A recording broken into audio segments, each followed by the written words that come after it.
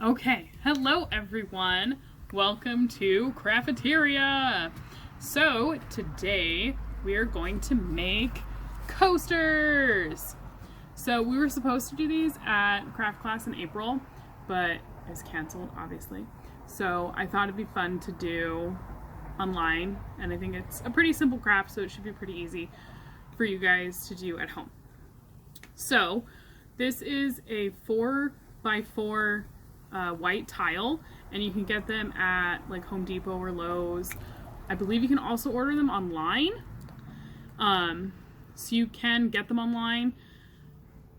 I don't know how much they'll be or anything like that. The cheapest option is to go to Home Depot or Lowe's, but if you don't want to go out, you can buy them online. And then on the back side, so when we're done, you're gonna put I have cork, so you just put like a square cork and you use super glue or Gorilla Glue just on the four corners to attach it, and then you just stick that on there. But if you don't have any cork and if you don't want to go out, you can use felt also. Just like a piece of felt will work, which you can buy online. You can also buy the cork online, whichever you want to do. But you can use cork or the felt. It's totally up to you. And today we're going to use rubbing alcohol, which is hard to come by right now, but hopefully you have some. Doesn't require a lot. So we're going to use rubbing alcohol, Americana brand sealer acrylic finisher. It doesn't have to be this brand. This is just the one that they sell at Michael's. So this is the one that I have. But this is to seal it, and I'm going to show you how we're going to use all these things, but just so you know what we're starting out with. And then we're also going to use Decoupage to seal it. And you can use Mod Podge. It's basically the same thing, it's just a different brand. So today, instead of doing little coasters, because I have like a million of them already because they're so fun and easy to make, I'm gonna do mine on a giant 12x12 tile. I did have one completed. Woo! Giant tile. So I'm doing it on a big one because we have a patio table that has tiles in it for like the table. So I'm doing two for our tile table, for our patio table. So mine's gonna be a little bit bigger than yours. Doesn't matter, the process is going to be the same. So to start with, we're also gonna be using Sharpies, and you can use whichever colors you want to do this, and you just pick your colors, and then you start by selecting a Sharpie and just coloring the tile. Okay, so you're gonna choose your Sharpie colors. I'm using a myriad of colors because why not? You can go with a theme if you want your tile to be all like yellows and oranges, or you can do greens and yellows or purples, however you want to do it. Whichever color pattern you want to go with is totally up to you. And you're just gonna start in like whatever section you want and just color a little patch red, a little patch over here, a little patch over here. And it doesn't have to be specific, it doesn't have to be any particular pattern, it doesn't even have to all be colored in. You can leave gaps, because once we put the alcohol on it, it'll like blend together. So just however you want to do it is totally fine. So now that we've covered our entire tile with the Sharpies, and like I said, you can do it kind of sporadically. It doesn't really have to have a pattern, just however you feel like doing it. And then you're gonna pour some of your alcohol into a paper cup, whatever, plastic cup, doesn't matter. It's just easier to work with if it's in a cup. And you can use a coffee stirrer because they're a little smaller, so you get a little bit more control over where the water goes. But if you don't, where the alcohol goes. But if you don't have a coffee stirrer, a straw will work just fine, which is fine. And you can just like dip it in the alcohol, and then you're just gonna kind of shake it over your tile. And you can do big globs of it or little just like drizzles.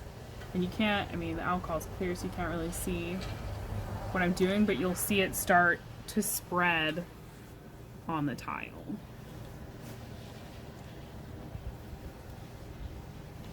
And you don't want to like cover the whole thing, just kind of lightly splatter it around. But you want to make sure, because it'll start to spread into the other colors, but you want to make sure that you get all of the areas have some wetness on them so that they spread and you don't kind of see that line where you colored it.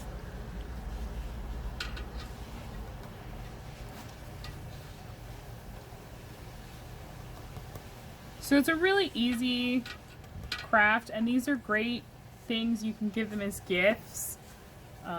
Just a fun little here thinking of you, or even I gave some to my grandma for Christmas. Just because they're fun and they're colorful and they're really easy to do. So I'm just making sure that I'm getting some of the alcohol all over the different parts of the tile. And I put a table, like a plastic tablecloth down, so I didn't get alcohol all over my table, because it will spill off the edge of the tile. And you can also like tap the tile where it's wet, and that'll kind of make it splatter a little bit of the color around, so you get some like little splotches of color in other spots.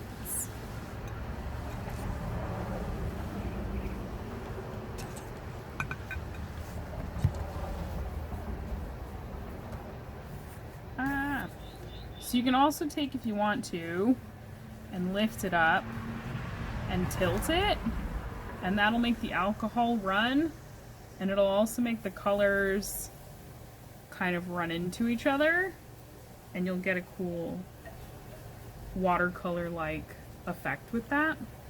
But you don't want to do it too much because you don't want to lose all of the pattern that you made.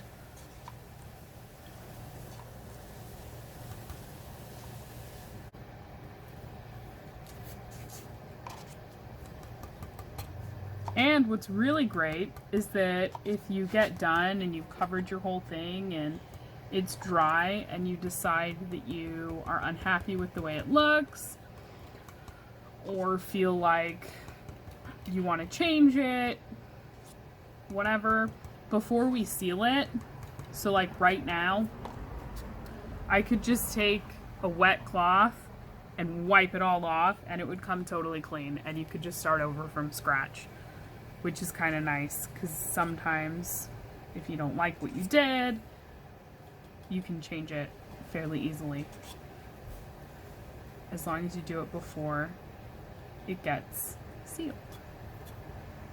And those lines, like when I'm scratching at it to kind of get the colors to go all over, those lines that I've made will just fill back in. It'll fill itself in.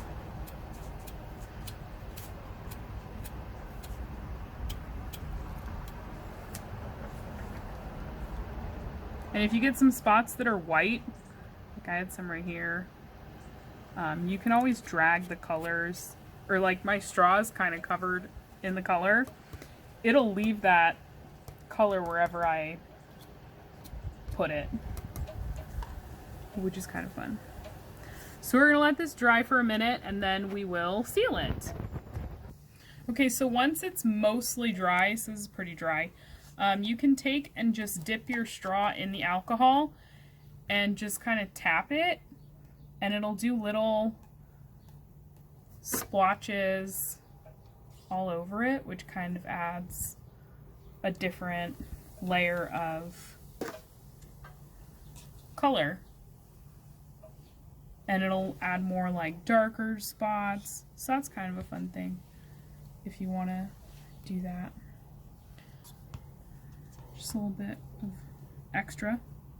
So then once you are happy with how it looks and you like the coloring and everything's good and it's dry, you're going to use the sealer spray to seal it. It's completely dry, and we've tilted it to check and make sure that it's completely dry. I just rubbed my hand across it and it made my hand all black, but anyway.